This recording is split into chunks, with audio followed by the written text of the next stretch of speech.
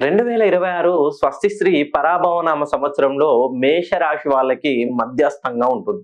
మీరు అనుకోవచ్చు సార్, చాలా మంది పండితులు, సిద్ధాంతులు, వేదాంతులు, పీఠాధిపతులు అందరూ మేషరాశి వాళ్ళకి కష్టాలు, కష్టాలు, నష్టాలు ఏది చేసినా కలిసి రాదు అని చెప్తున్నారు. మీరు మాత్రం చాలా అద్భుతంగా ఉంటుంది. ఎప్పుడైనా ఒకటి గుర్తుపెట్టుకోండి, ఉలి దెబ్బలను తట్టుకుంటేనే శిల శిల్పంగా మారుతుంది.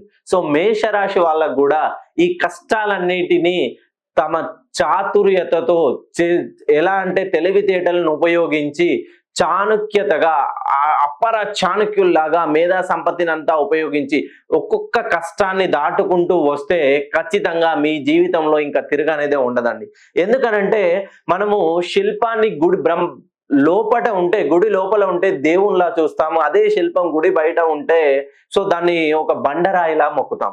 సో ఎవరి జీవితంలోనైతే మెయిన్ గా మేషరాశిలో జన్మించినటువంటి వాళ్ళ జీవితంలో కూడా ఎంత కష్టాలు వస్తాయో ఆ కష్టాలను ఓర్చుకొని సో ఒక్కొక్క కష్టాన్ని దాటుకుంటూ తీరానికి చేరిన వాళ్ళకి ఖచ్చితంగా ఈ ప్రపంచం సైతం మీ విజయాన్ని చూసి తల వంచుకొనే తీరాలి.